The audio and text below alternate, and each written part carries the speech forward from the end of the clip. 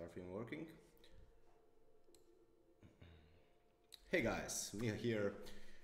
So this is basically my first ever live stream. I'm just chilling here.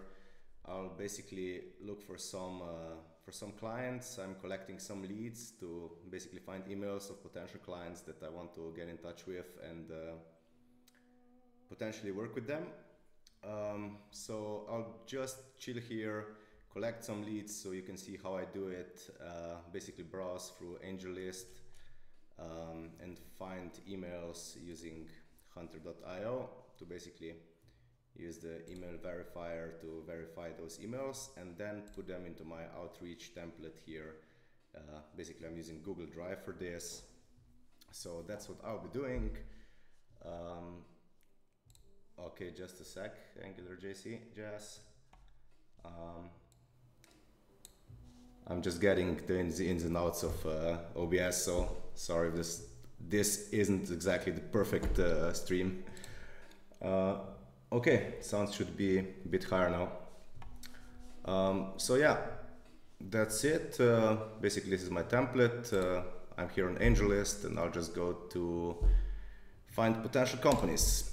So I basically work on, I basically create animations, like animated videos for companies, especially in the blockchain industry. So for the last couple of months, the only companies that I've been targeting are basically companies from the blockchain industry.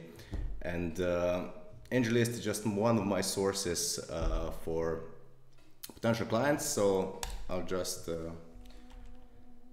go here to the companies tab, enter keyword like blockchain.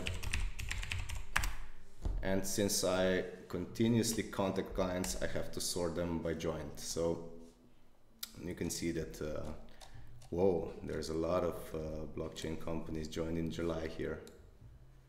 Okay, so that's what I've been talking about in some of my previous videos, how you basically never run out of potential clients because they're getting listed on these directories basically every day. So this is really, really nice. Now, what I do is, for example, let's say I've listed them by joint date. So these are the newest companies from the blockchain industry here. And a lot of those, hi, I'm sorry, I can't read Cyrillic, so I won't pronounce your name, man. But hey, man. So yeah, let's check out Monic. We just click it, open it a new tab, and when we see here that basically the founder is here, but they don't have a website listed. So I can't really do anything with these leads because I don't know what their website is, what their domain name is, so I can't really get their email. But if we click here on Keyrock, for example, hey guys, can you tell me if the sound is okay, if I should maybe change anything or stuff like that? So yeah, here we have Keyrock and we have keyrock.eu is their website. So we go on their website and we also see that they have the name of the founder here, that's Jeremy. So let's see, okay, they've got a new website. They don't have an explainer video yet, which is really good for me. And I'll just use, because the name is Jeremy, I'll just copy this domain name here, go to email verifier and just write at care.eu, verify this, and we can see that basically the email address is valid. So I'll just take this, copy paste it, and put it into my outreach template for July. So the email is here, the Jeremy, the name goes here, and company is Keyrock. I basically list all of these leads here because it helps me to keep organized when I'm sending out these cold emails. I know that I've gotten a lot of you guys have been asking me like what I write in the cold email, how I structure it, and I think that I did a video on that some time ago, but I'll explain that a bit later because it's really okay. Thanks. See, the sound is okay now. And I'll explain a lot more about cold emails if you guys want me to, so you can also ask that. But for now, I'm focusing on just getting those leads here, so I can get, I don't know, maybe 10 or 20 leads to contact probably each day. But you don't want to be sending out too many cold emails, because your mailbox can get spammed, or your domain can get spammed, spam listed, and it's really not good to sustain that. It's not good to send like 100 emails a day, because there's a good chance that your domain name will get spammed, and you won't be able to send emails for a week or two, because I mean, you'll be able to send them, but they just won't get delivered. So let's go. CoinCircle. Okay, this is another blockchain company here. And basically we have Eric, the CEO, and coincircle.com is the domain. I always check the website first to see if it's basically legit, because if the website is total crap, that signals to me that it's not like a client that I want to work with, because they probably don't have the money to afford. If they can't afford a website, they probably can't afford a video or an animated video, so stuff like that. So domain is CoinCircle. Let's put it into Hunter. Okay. We have Eric. Okay. That's verified email. Oh, nice. This is going fast. So we'll just put this here.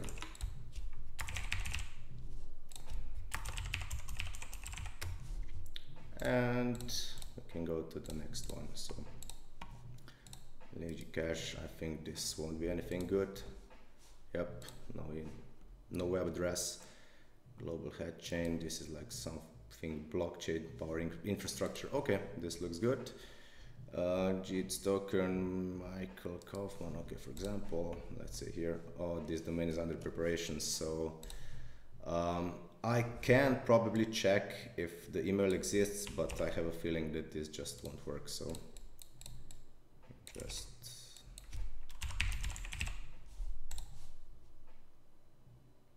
yeah. Whoa, it worked. Nice.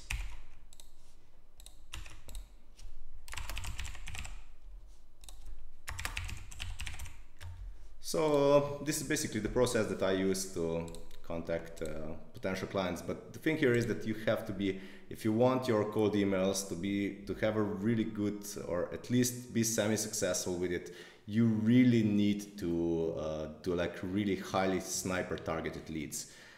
You can't just go contacting everybody because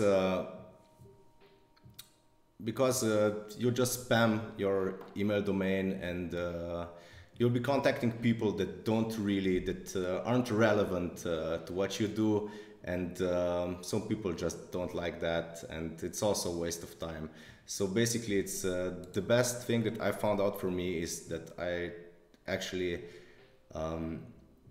take a look. I actually do animations in a specific niche, that's the blockchain and cryptocurrency industry, and I just target companies from there. And I also have a screening process, so I don't contact companies that have like a shitty website or that I think are not good clients, you know. So let's go a bit more. Let's look at Hatch here. Okay. Crypto.io, for example.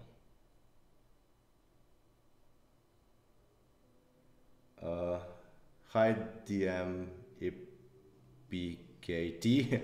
Yeah, exactly. I mean, you can write them a personalized email for each of the companies that you contact, but basically I use a kind of a template. I just customize it just a bit for the first contact, but if I basically get if I get a good response for them, like if they're interested, then I invest a lot more time to basically create like a highly specialized email message tailored exactly to what they actually want. So if, for example, they want to know some information about what's the price, or basically what kind of how the process works, like who designs the script and who does the animation and the graphics and everything, because And if also they want to know what like the timeline is like and everything, I explain that to them, but I tailor that specifically to their exact needs, because a lot of people, like you have different companies have different styles of websites, have different products, and you basically have to explain what kind of a style of animation you will do. Because if you go like on Freelancer, I guess, or on Upwork, there's like a lot of people who do explainer videos nowadays, but all of those explainer videos just look the same. They all use the same templates. They all look like this. The characters are drawn in the same way. It's basically the same style, and I focus more on getting the exact look and feel of the company's specific brand, and use custom icons and graphics, so that helps me to create more value. You know, that helps me to sell my videos and basically my services at a higher rate than the guys on Freelancer or Upwork, who just compete with each other and lower their prices and just do the same low quality products. That's not the way I go about using my creative skills, because it's basically stupid if you think about it. I mean, I don't want to offend anybody. It's you can still make money doing that, but I basically don't find it challenging enough if I just do the same thing all over again. I have to work on different styles and different animations and everything to help keep me engaged and my creative juices flowing, so I can basically keep on doing this and enjoy it. I mean, what's the point of doing some creative work if you don't enjoy it? So yeah, that's just my opinion, and it works for me, so that's it. Can I make a career in online earning in 2010, and what time it takes to earn a decent income? Hey Daval, thanks for the question. Basically you can, of course you can make money online. It all depends on what skills you have. For example, if you're a designer, or like an animator, or if you do websites, or even if you're a photographer. I mean, as a photographer, it's a bit harder, because usually clients require you to go to their location, so it's not the best career to do online. But sure, if you know any kind of creative services, if you have any kind of creative skills, you can do that. I would recommend, if you have a portfolio, just look at the videos I have on my channel. And basically right now I'm showing you how to find potential clients. I mean, these clients that I'm contacting here are from the blockchain industry, but you can find clients online everywhere. I don't know. But before you actually go and start contacting clients and start looking for them, you have to decide what you want to do. So in my example, I do animations. And because a lot of people do animations, I decided to do animations in a specific niche. That's basically the blockchain and cryptocurrency industry. But for example, if you do websites, maybe decide to do websites for just specific clients, because it's online. It's basically much easier to find clients that are in a specific area, like in a specific niche, than it is to find like clients from all kinds of spaces. And you also be much more effective if you specialize yourself or something. So for example, what would be a good example of that? Let's say you do logos, you do logo design. Specialize just for logo designs for coffee shops or something like that, and just contact coffee shops, because you're basically in a niche, and it's much easier, to find contacts in that specific niche than it is just to go around guns blazing and contacting everyone there is, because you'll get a lot of different clients and stuff like that, and it's not a good idea. If you want to do that, basically it's better to just go to Freelancer and Upwork and work there. And maybe build your portfolio, but you won't be earning a lot of money there. I don't know how much, it all depends on where you live and how much you need to get by, or maybe to support your family and stuff like that. So for some people it's like earning a couple of $100 a month is enough. Depends on where you are in the world you live. But for some people even can't, if you live like in a more, I don't know, big cities in the Western world where the rent is high and everything is really expensive, you won't be able to support yourself and pay your rent if you work on freelancer and earn like a couple $100 a month. How can I get a remote job for USA software company? Yeah, okay, so AngularJS only. I guess you're basically working in Angular. You're like program interfaces and stuff like that. I mean, just cold contact people. You know, you've probably done some work in the past. You have some examples of your previous work that, yeah, you have. Oh, nice. You have. That basically means that you really know what you're doing. So I would just create like a portfolio or maybe a showcase of your work, or just get some links of the stuff that you're done, so you can contact these people, and once you get in touch with them, show them what you've done and how your past work looks like, and just get in touch with them. But yeah, that's really good. If people are happy with your work, that's amazing, man. What you basically want to do is just just contact people online. Just find companies that you want to potentially work with and contact them. So let's say we're here on AngelList. I know, and I don't know what kind of work you specialize in. If you do Angular, what are your most what are your most typical clients? Is that like app development or stuff like that? I know that Angular is like a coding language, but I don't know. Yeah, business letter. Okay, first I will just answer Angular's question. So basically go here, go to AngelList or something like that. It's angel.co. Enter a keyword like software. Okay. And you will see that you have a lot of companies here that have joined in July. So basically, if you check this website every month, you will never run out of potential clients. And there's like let's for example say that this is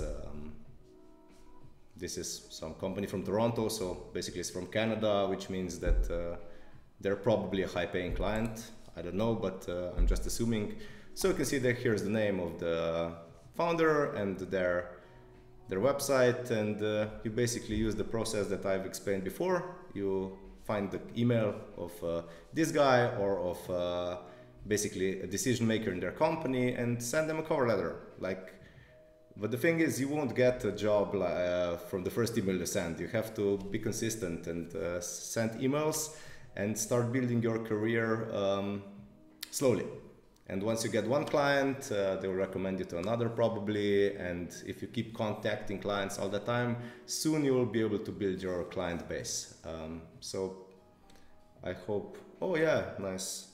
So you basically have a skill that's, if you're a PHP web developer, you have a skill that's really needed in a lot of companies. Like a lot of companies need PHP skilled PHP skilled programmers. So do that, man. I would do that. Just go here. Just look at I don't know, Advanced Lviv. Okay, this is from Antwerp. Cool.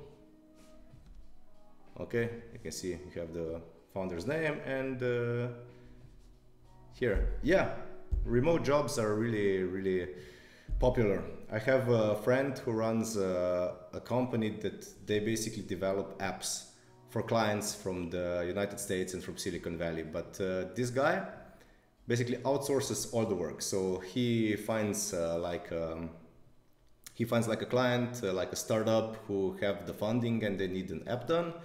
And this guy just, he has teams in Romania, in Belgrade, in Serbia, and in Slovenia.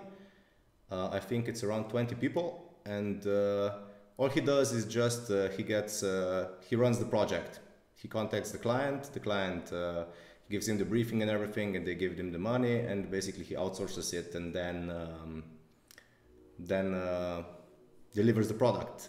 And those guys are the people that he sources the work to are really nicely paid. That's like a couple of $1,000 or euros. I think it's in euros per month. So that's not really bad. It's not a question of like if you can get a job working online. It's more of a question of when, and how many people you contact, and how many potential clients you get in touch with, and basically it's just a question of when it will happen and how much you really want it. So that's it. Hey, Batel, I hope I pronounced your name correctly. They respond, not continue hiring. Could you? I am from India. Yeah, I mean, I've basically outsourced some work to some guys on Freelancer who are from India, and they basically did a good job. So I wouldn't be, if you're from India, that shouldn't be a problem. Maybe some people have like a bad opinion about Indian freelancers, but that shouldn't stop you, because I know a lot of companies, like there are a lot of companies in Silicon Valley, startups, like this really big multi-million or even billion-dollar companies and startups that people from India are like their CEOs and founders and stuff like that. There's a lot of people from India who moved from India to San Francisco and run really big startup companies. So I really don't understand why nobody would want to work with Indian. I think with Indian people, that's really not true. Maybe just some stereotype that's really bullshit. So I don't know. I would just contact people and start working with them, and try to start working with them. So I hope that explains the question. But I haven't been online for quite a long time because I've had quite a lot of work. I'm also working on starting like a new business online. It's more like a store with digital products. I'll maybe do a video on that once it's up and running, because I've also decided that I don't want just to be in the service industry. I don't want to produce just animations, but that I also want to sell something that I can do online. Basically, it's a store where I sell Unreal Engine assets, like environment packs and 3D models and stuff like that. And I'll show it to you guys, but it's not ready yet, so I'm sorry, I can't do it right now.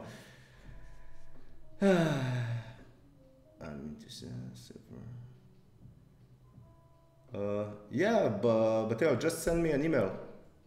You can contact me at miha@creativebusinessbuild.com. Yeah, I answer. I look at that mail.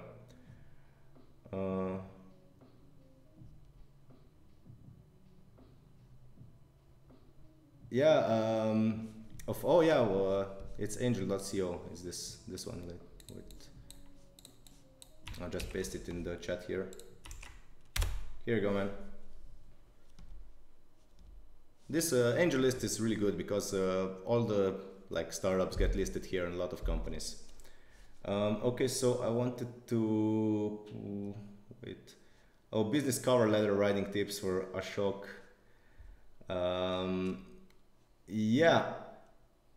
Business letter cover writing tips. So it all depends on what kind of business letter you mean. Do you mean like a cold contacting email that you use to sell your services, or that you use to sell your company? Like if you have a company, if you're a sole freelancer, because it differs. If you're selling them your product or service, you'll want to write a much different email than if you're basically trying to get a job at their company. Because if you're trying to get a job, it's a good idea to just write about your past experience and show them the work that you've done, and maybe write some of the programming languages or any skills that you have. So it's more like a CV. But if you're selling them a service or a product, like an example that I am, that's a bit different. Upwork proposal. Yeah, Upwork basically has automated proposals. So once you apply for like Upwork and Freelancer, I mean, I've done a lot of videos on those. I basically stopped working there years ago because there's just too much competition. But the thing is, if you want to create an effective proposal on Upwork, just apply for the job. Basically, it's very important to understand the project. Because when I hired somebody on Upwork, I looked at the proposals and a lot of people just didn't understand my brief. So it's very important that you read the brief correctly and write your cover letter based on that, so that they will see that you understand what needs to be done and that you're basically competent and you have the skill to deliver the work. And also the reviews. You have to have good reviews on Upwork, otherwise it's really, really hard to get a good project. So maybe if you really want to work on Upwork, just start with, like you'll have to work for, in the start before you get good reviews, you will have to work for really low prices and basically build your profile from there, and then you'll be able to, you'll have a better chance to basically get higher paid projects there. But I really find it much easier to just have your own website and like do it for. So for example, here is my like startup explainer. Like I do animated videos, so basically I have this website. This is the website, my older website with my portfolio here, but look, like the website is made like we are basically a company, because we are. I mean, we're not an official company like as living, like we don't have this big office in this big building, but we're basically a couple of freelance designers and animators and one copywriter connected together, and we basically work on animated videos and we deliver this. So this is basically our journey so far. We have all this, this is my portfolio. Oops, sorry about that. And here are some client testimonials, our amazing clients and stuff like that. And basically we get a free quote form. So this is my website that I use. So basically when I get in touch with, when I find clients on here, I contact them from a position of like I'm selling them a product, like I'm selling them a video package or stuff like that. So I'm not applying for their project, you know. I hope I kind of answered your question. Sorry. Yeah. Okay. So what was I talking about? Yeah, Angular, you have a great day too, man. Yeah, so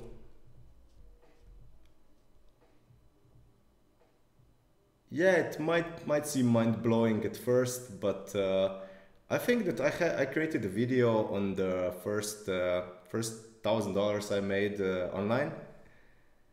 It was Dimitri, I used the Beaver Builder for WordPress. I think it's wait, let me see. I use the plugin for WordPress that you can use to create like it's basically a graphical builder interface, so you don't have to know like any code or PHP or stuff like that, because I know some CSS, but I don't really know how to like code stuff. So I use Beaver Builder. I'll just link it here if you know. Yeah, I think it's this one. Come on. Okay. Yeah, I use this plugin for WordPress to basically create my website. And I know a lot of people use this plugin to build websites, so you can use it to run a business, to like create websites for clients with this simple plugin.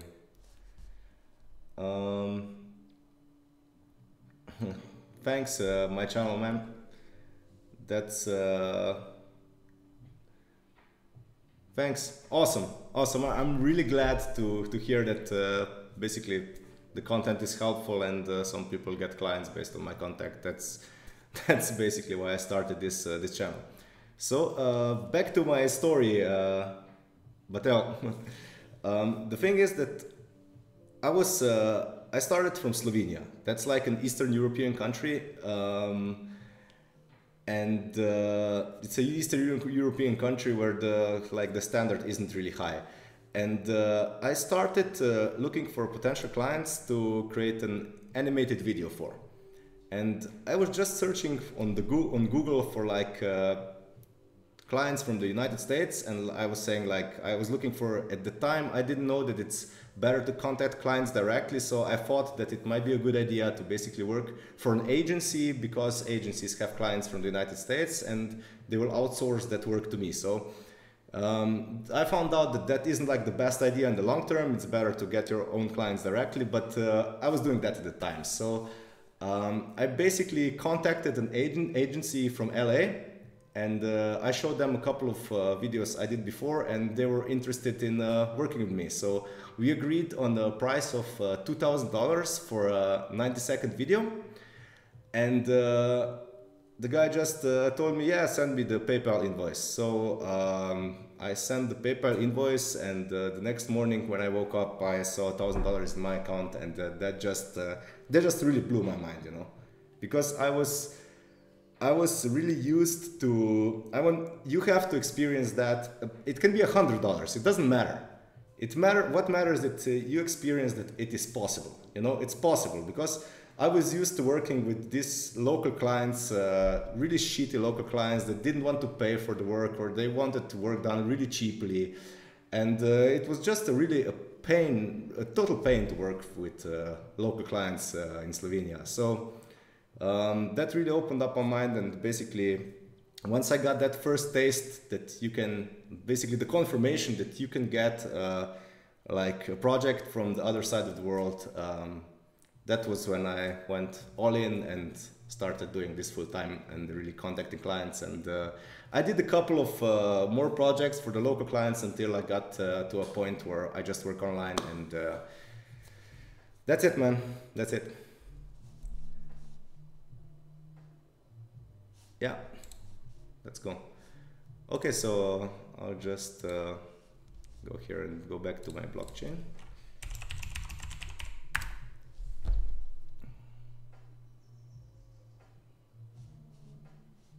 The internet is really slow today. So okay, rubbish bringing secure lenders, Chicago, okay, Acropolis, next generation pension, infrastructure, and blockchain. Man, this blockchain will be used for everything in the world. It looks like pension infrastructure. What is that? Okay, it's Acropolis.io, and we have Kate at Acropolis.io. So let's see if this email will work. Okay, the website looks good. They don't have a video yet, so okay, I'll get in touch with them. Okay, where's my hunter? I think it was Kate.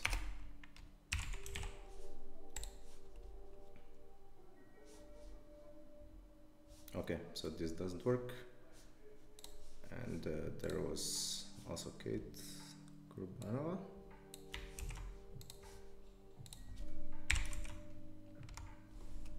If the first name doesn't work, you have to use like a surname, and you see this still doesn't work, so sometimes you just won't be able to get the email. That happens sometimes. Okay, let's look at the team. Okay, we have Anastasia, that's like the founder. We'll try this, we'll try her. Okay, still an error. Acropolis.io. So sometimes it can be a problem to get emails of these people, and it takes a bit more time, so we have to basically go on LinkedIn and like look for their email. If they have the email listed here, they don't, but you can like connect with them and send them a message. That's the second thing that you can do. If you can't find an email of like a person in the company that you would like to work for, you can go on LinkedIn and do that. And also, I also said I think in some of my previous videos that it's good to have a LinkedIn profile with high when you're connected to important people in big companies, because that really gives you social proof. And once you get in touch with potential clients, and you give them a link to your LinkedIn profile, that really works well in your favor. If you are connected maybe to somebody they know or something like that, they will trust you much faster. So I've built my LinkedIn profile like for the last 5 years, and I have really good connections. So it's quite easy to do. You just, I don't know, maybe spend an hour a week connecting to important people, and some of them will accept your request, some won't, but sooner or later, like after a year or two, you'll have a really nice LinkedIn profile that will give you a lot of social proof. So people won't be scared like to work with you and stuff like that, because let's be honest, there are a lot of scammers on the internet, and people don't trust you so easy. So it's really good. The LinkedIn is a really good tool to build social proof. I use it all the time. It's good.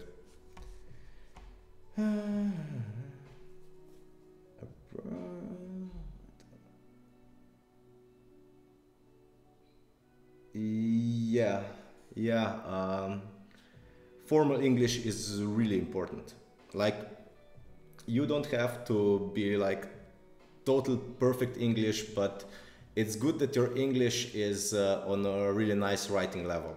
Like, I've seen a lot of freelancers and people from, especially from the Eastern world, like from Pakistan and India and even from China, and people who don't speak fluent English. And if you write a cold email and your English is not like on a good level, people just won't answer your email, because they won't want to work with somebody who doesn't speak English, like doesn't speak proper English. So I think it's really helps. It's really important. I was lucky enough that I had good English teachers in primary and like middle school. So, and I'm on the internet basically my whole life, from playing games and stuff like that and working with programs. So I think that my English, I write better English than I actually talk. When I talk English, in English, I make a couple of mistakes. I'm really not like perfectly fluent, but when I write in English, I really check everything to make sure that it's proper and that it's the grammar is correct and everything is nice. So that's it. What kind of reply are you talking about? Where haven't you received a reply? Any other ways? Yeah, just send me an email to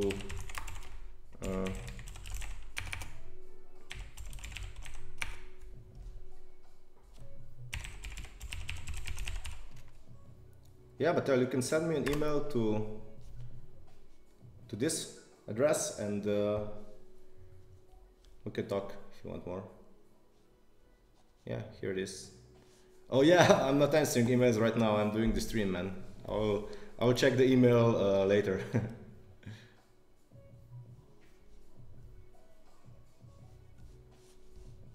Yeah, send me an email, but I will read it like once I'm done with the stream and once I finish the work that I have to do today still. Yeah, so that's the process. Oh yeah, I wanted to like show you guys an cold email outreach. How I do a cold email. So for example, let's take a look at my mail outreach template here. Okay. Blah, blah, blah, blah. Okay, so this is the template that I use.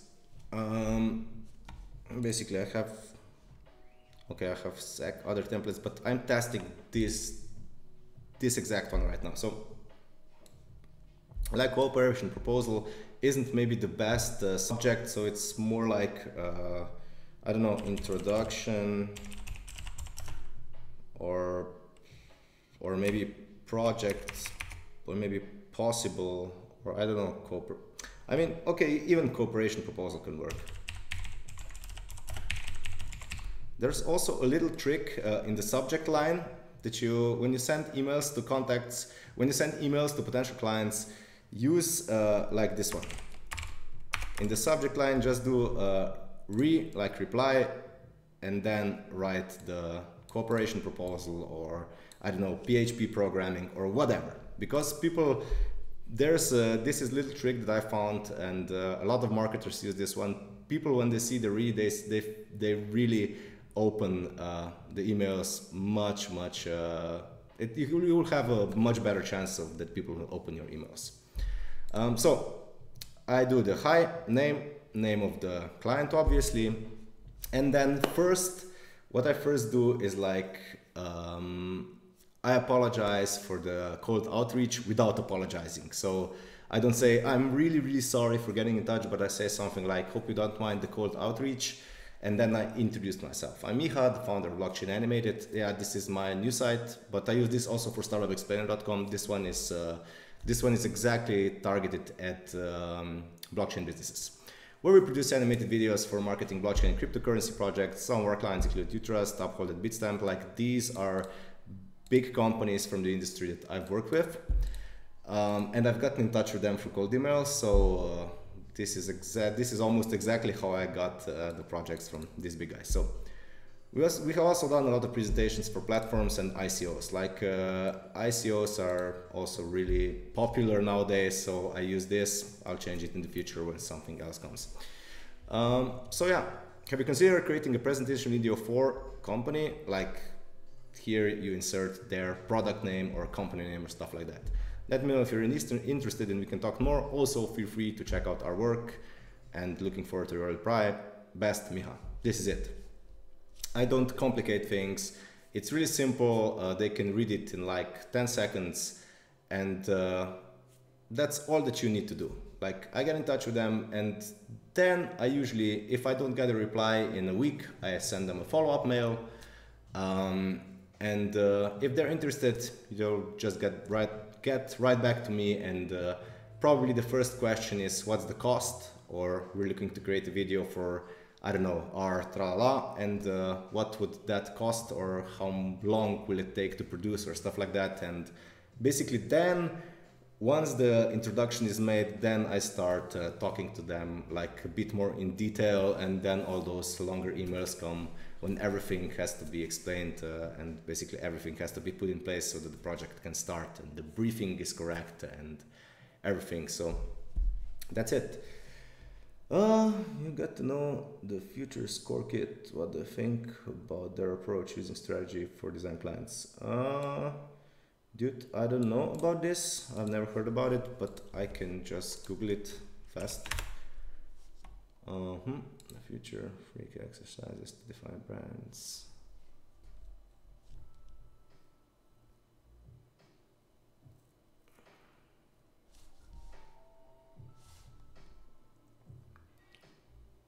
Dimitri, I'll get to your question in a second. It's a really good one. I just have to check this out. Defining brands and designing websites.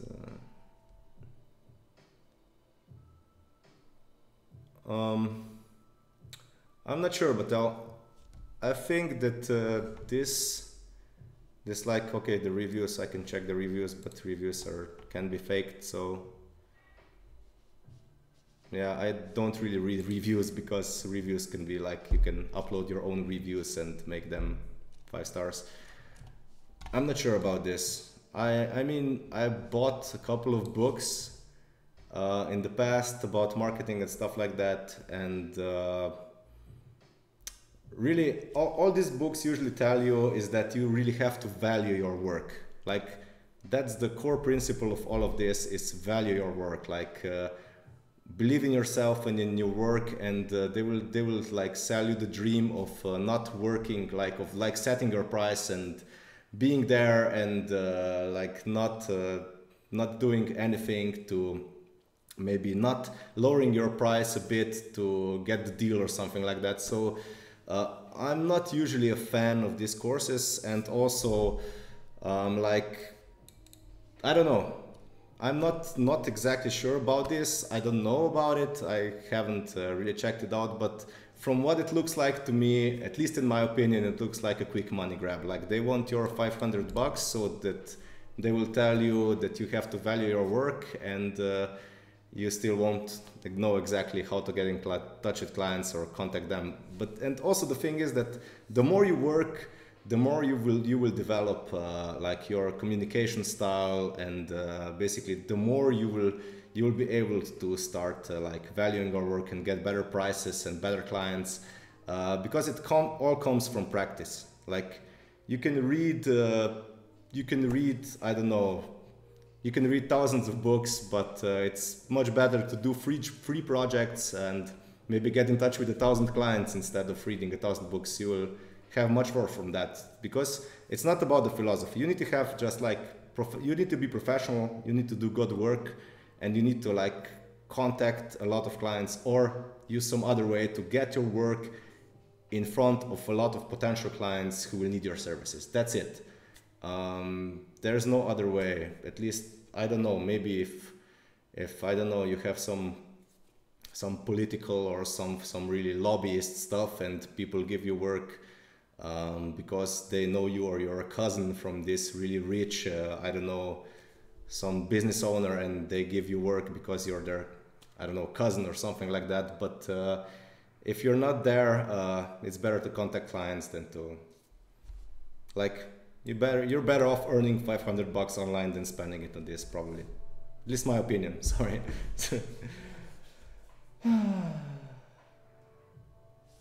Yeah, sure, man. Of course, it's amazing to get paid. That's why, but you will develop your skills once you work. Okay. Wait, I wanted to, yeah, Dimitri, I wanted to answer Dimitri's question. If a person is interested to talk with them via email or arrange a call. Yeah, I prefer to solve everything by email, but I usually offer them a Skype call. I really don't like telephone calls too much, because usually if you call to different countries, like to Hong Kong or to the US or to Canada, the lines can be a bit strange and you won't have a good signal, so it's really hard to understand the client sometimes. That's why I really like to, if I do a talk, I do a Skype talk. And what I do is, once they're interested in working with me, I write them an email with the questions that I need to get the briefing correctly and to basically know what there needs to be done. But I also say something like, hey, if you want to discuss this a bit more in detail, we can basically connect via Skype, and I give them my Skype call, like Skype ID. So I don't push them to go on the Skype call with me, but I offer them a Skype call so that they basically know that I'm a real person that they can talk to if there's a problem with something or if they need some consultation, stuff like that. So yes, I basically offer them a Skype call. Okay, can you tell some different sources for getting clients?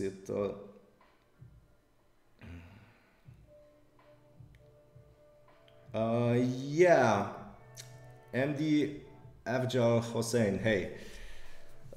Some different sources for getting clients. It all depends on which niche you are targeting. Like AngelList, yes, they do get a lot of cold emails, but you have to be relevant.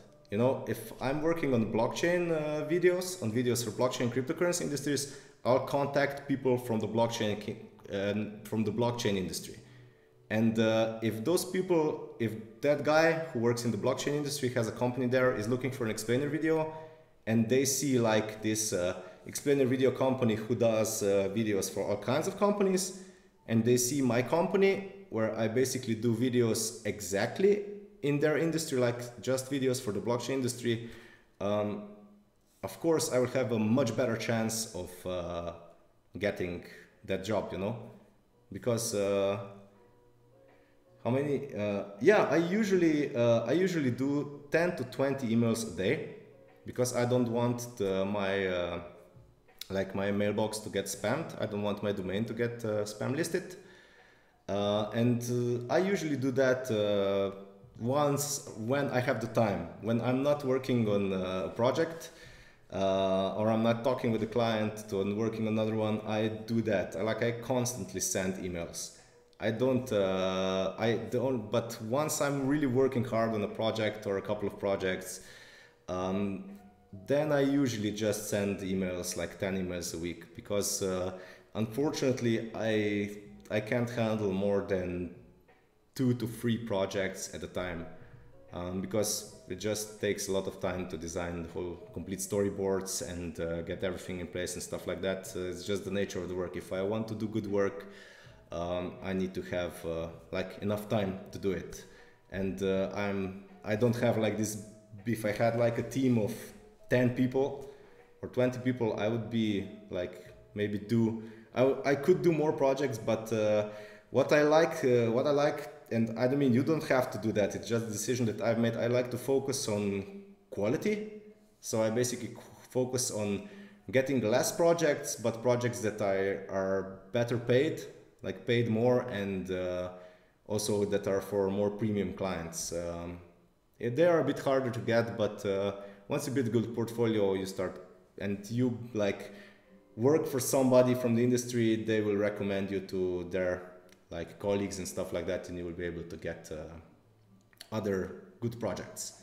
So I like to focus on quality over quantity, but it also works the other way. If you like to work on the cheap, I like to produce a lot of stuff, you can also do that. It just depends on your business model and what fits your strategy and what basically you want to do in your business. So it's all your personal decision.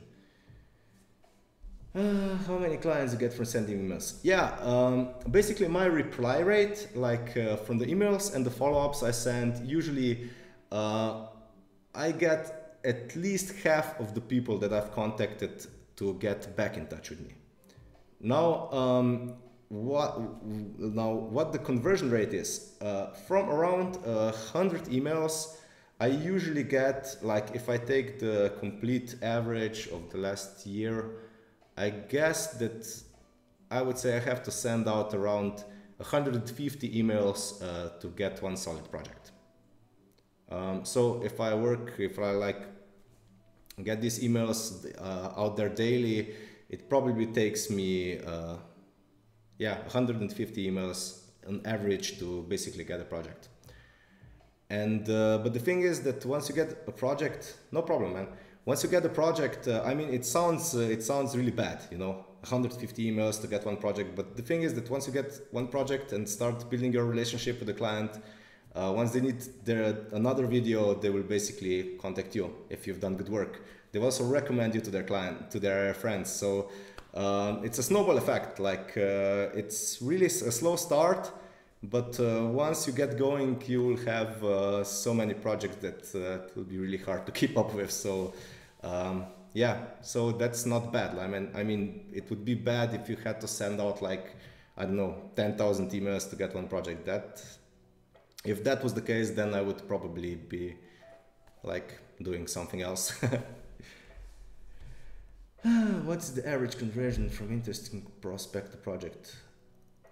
Yeah, I told you, it's around, if half of them reply, like from the 100 emails that I sent, let's say 3 to 5 of the people from the 100 emails will be interested, but for some of them the price will be too high, for some of them the timeline won't be okay, or for some other reason there will be like one of those 3 to 5 clients that will really start a project with. So, but it all depends on the business. Like I'm in the really niche animation business. Like probably right now a really good thing, like a really lucrative business, is if you're a programmer and you know how to do Solidity. That's like Solidity is the language on Ethereum. I don't know if you guys know about cryptocurrencies and stuff like that, but the programming language for smart contracts on Ethereum is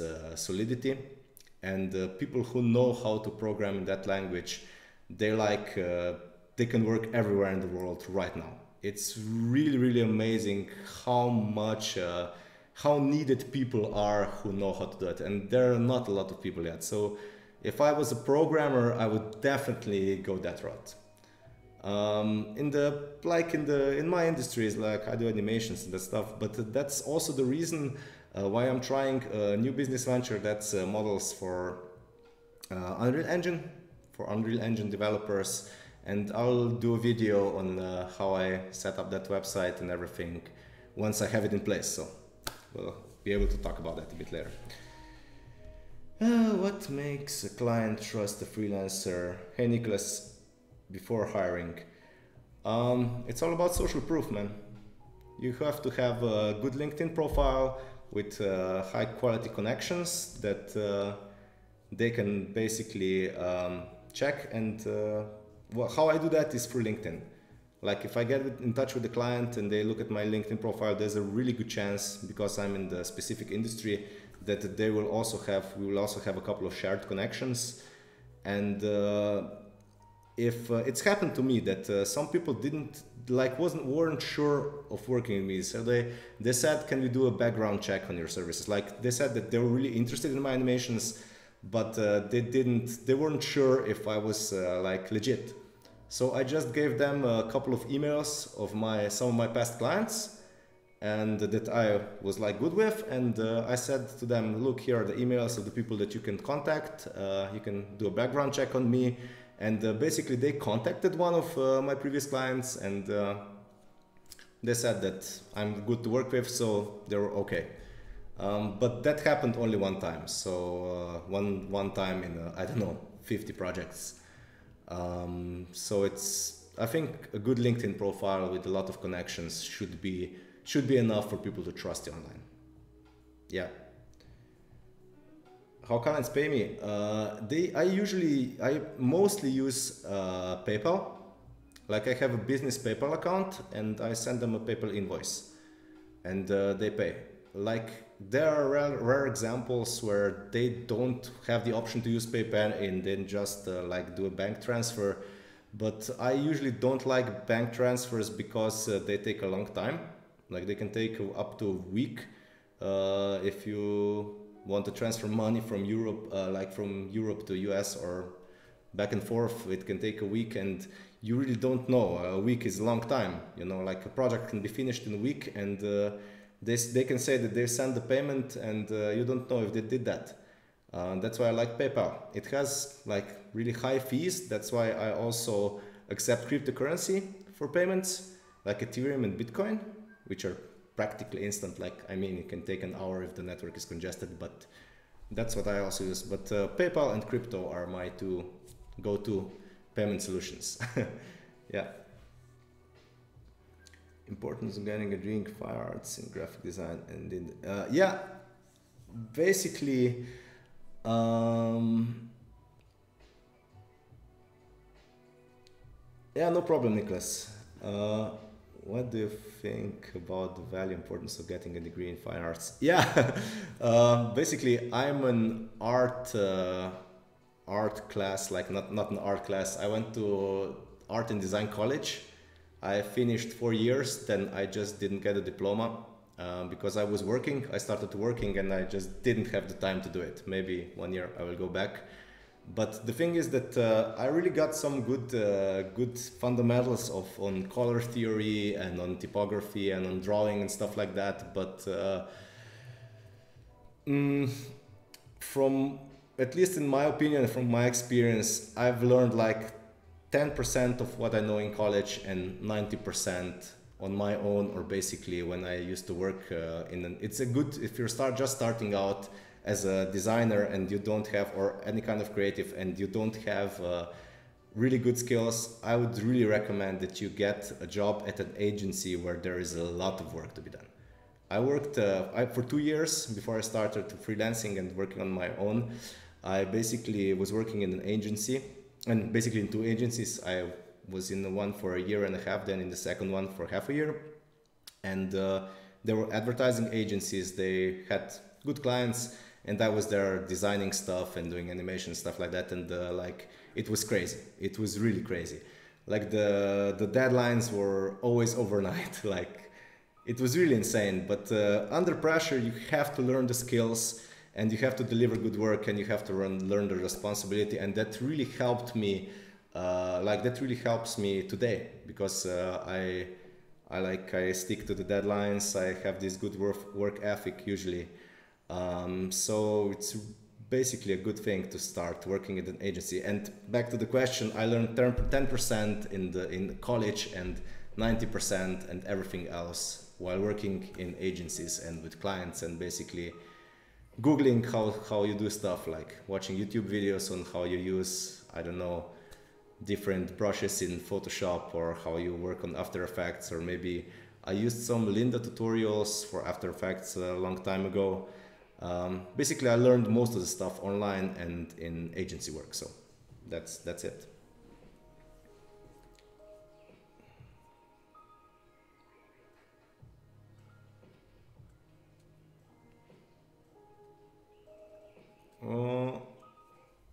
Yeah, as a point designer, you have like a really broad spectrum.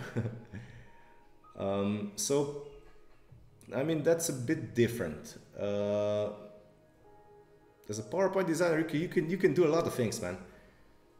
Um, it can probably, I don't know, you have a lot of options. You can, I don't know, decide to, because PowerPoints, yeah, I mean, usually companies, you first have to start thinking like, who will be willing to pay for a PowerPoint presentation? So that's usually a company so for PowerPoint presentation, people that will pay for that are people who need those presentations to make money. So for example, let's say a company or an advertising agency is presenting some work to their client or some project, and they need a really nice presentation because it's like that presentation will be shown to the clients that bring them money. So I would always follow the money. The reason that I'm working with animations in the blockchain industry is because there were a lot of ICOs. People got really rich in the crypto space with Bitcoin and everything. There are a lot of companies that are founded by venture capitalists like popping up. So people in the blockchain industry don't really have a problem paying for services. They have a lot of money, but they are also they need good presentations because like they need new clients who will give them more money. So it's always follow the money. And I can't give you an exact decision because I don't know who exactly is like the best, what exactly is the best niche for PowerPoint. But I think that it may be a good idea to just like start out a bit broadly and then see, like offer your services to a lot of different clients, and then see which where you get paid the best and what clients value your work the most, and then find your niche like that, you know. Start working for a lot of clients and then see which ones benefit from your work the most, and that will basically be your niche, and go there. Or for PowerPoint, maybe you can try Fiverr, but yeah, you won't get paid that much. But Fiverr could be if you have a good workflow, like if you're really optimized with your work, you could try Fiverr, you know, maybe. Yeah, sure. I ask for referral. Once the Jitesh, thanks for the question. Once I finish the project and the clients is like they're happy with the job, like with the videos usually, I basically ask them for referral. Like I always say something like, hey, I'm really happy that you're happy with the project. I really hope that you will have like benefit from the work, from the animation. You will get a lot of new clients, and I would really be happy if you can recommend or mention our company to your business partners and clients and stuff like that. And they usually do it. As for testimonials, I ask for testimonials, but usually just the clients that are really important. Like if I have some big clients, they're happy with my work, I will ask them for a testimonial. And they usually don't have a problem writing like a couple of sentences about your work. Like for smaller clients, I don't really ask them for testimonials because like they're not so important. And when people look at your work and they see testimonials from an important person, they will like value it much more, you know. Dimitri, the problem I see in creative niches, it's hard to have. Yeah, yeah, that's completely true, and that's also one of the reasons why I'm also exploring another business models.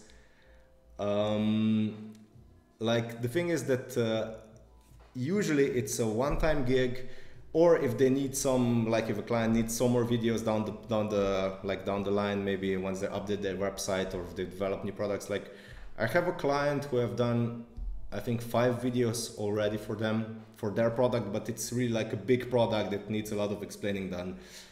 But usually it is, you have to, like, once you get in touch with the client, you make the video and then that's it. So if you're just focused on one business like I am, like just on explainer videos, it is a one-time gig.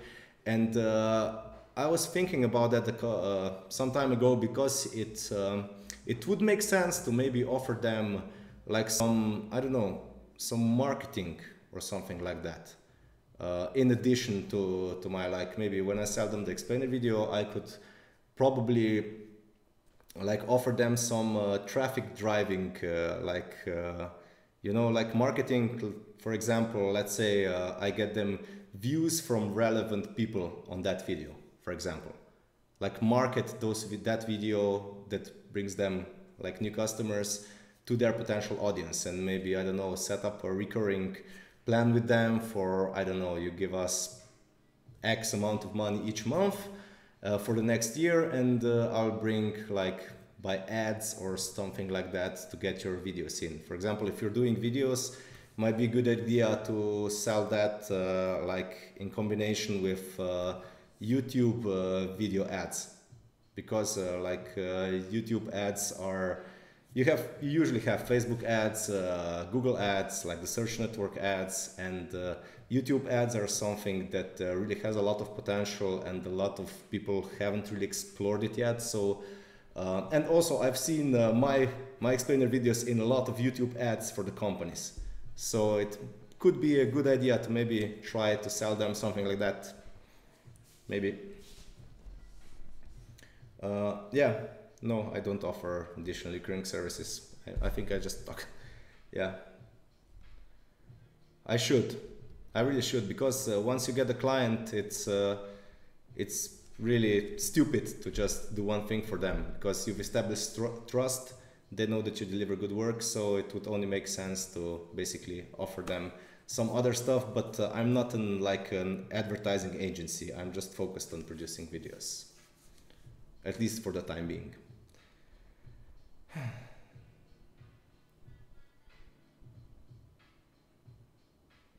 Exactly, Batel. I was it was really strange, because my main problem when I was starting out wasn't my skills, like wasn't the design skills or the programming, or not the programming, or like Photoshop, InDesign, or like Premiere Pro and After Effects. I knew how to do all that. My problem was marketing. So it might be a much better like investment to invest your time in learning marketing and networking and stuff like that, if you want to be an effective freelancer, because that really gives you the edge over everybody. Because nowadays every kid in high school or in primary school can go on YouTube and learn how to use After Effects and Premiere Pro and Photoshop and design.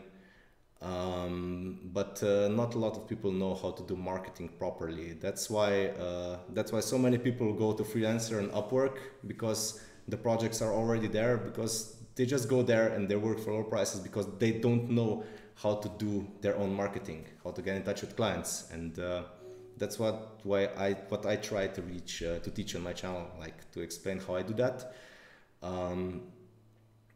Because I mean, that's my way of doing it. I've tried a couple of different things and I see that this one works, and it still works today. So that's the one I'm using, like cold emailing. And also I've started like going, because a lot of these blockchain companies have Telegram chats and Discord chats, and I think, what's that other one that's not used that much anymore, like this chat programs where they have these groups where their people talk about their products and they promote there, and you can get in touch with decision makers also there. So I also promote my business in the Telegram chats and Discord chats of different, I don't know, blockchain projects like crypto coins or stuff like that.